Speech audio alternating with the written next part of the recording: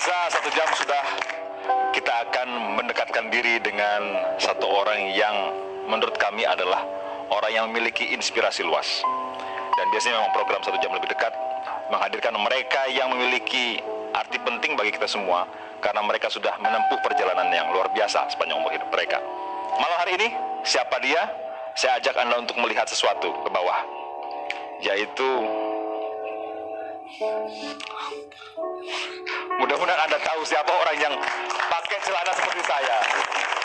Beliau adalah Pak Bob Sadino.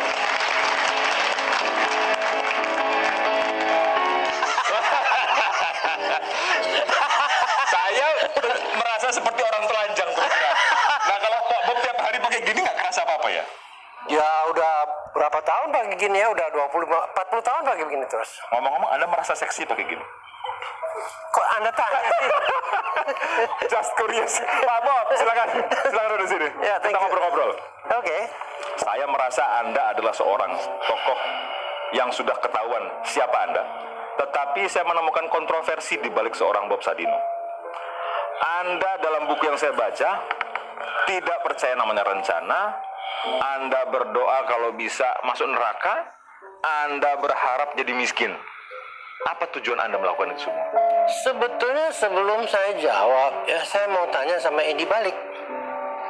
Kalau Anda berdagang itu, ya, apa yang Anda cari? Biasanya rata-rata. Cari untung. Ya?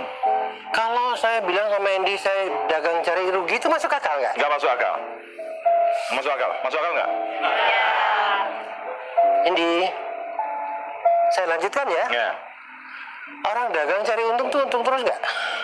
Kalau bisa untung terus. Iya. Kalau Tadi Om Bob bilang Om Bob dagang cari rugi terus nggak?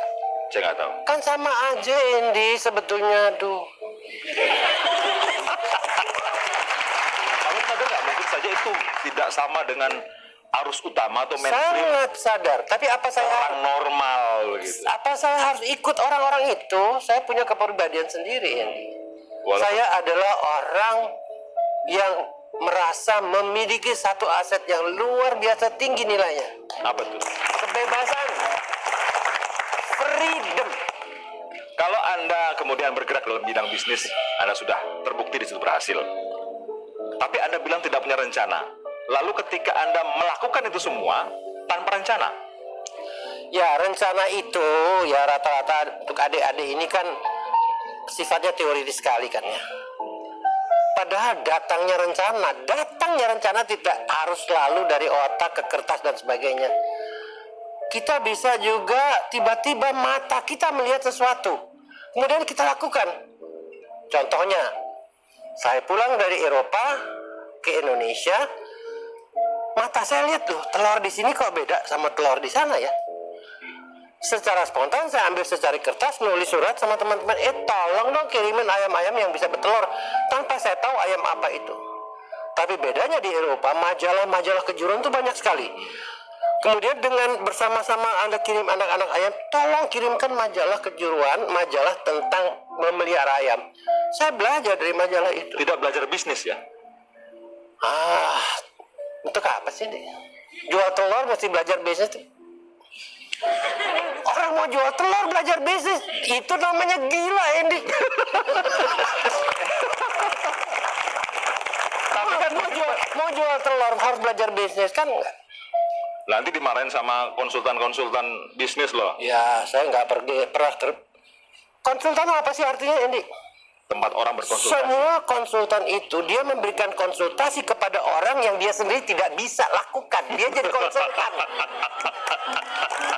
Kalau dia bisa lakukan, dia nggak bisa jadi konsultan. Itu pengertian konsultan buat saya. Dia nggak bisa. Apakah juga sebuah kecelakaan kalau misalkan sebelumnya Pak Bob pernah menjadi karyawan Unilever, kemudian pernah menjadi karyawan sebuah pelayaran, sempat tinggal di luar negeri bertahun-tahun, dan kadang jualan ayam? Ya, begini Indi. Sebelumnya kehidupan saya itu sangat nyaman Indi. Saya mau apa hari ini juga saya bisa punya. Saya pulang ke Indonesia 3 bulan, saya masih bekerja pada perusahaan itu. Satu malam saya bilang sama istri saya, "Ma, besok saya nggak mau kerja." Tiba-tiba ngomong begitu? Tiba-tiba ngomong gitu. Besokannya saya jadi supir taksi. Nah, sesudah taksi itu ketubruk, saya nggak punya uang, saya juga nggak mikir panjang, saya jadi kuli bangunan di Kemang, gajinya 100 rupiah per hari, makan gado-gado telur, setahun ini. Nah, sampai pada akhirnya mata saya mulai lihat, loh, ini telur nih beda. Nah, itulah saya mulai terus, disitulah saya yang namanya mulai usaha tuh di situ. Keluar telur 5 kilo, istri bawa 2 kilo, saya bawa 3 kilo, dia ke kiri ke kanan, ngetuk rumah pintu orang di Kemang. Pintu diketuk. Tidak ada satupun orang Indonesia yang mau beli telur saya. Telur ayam saya.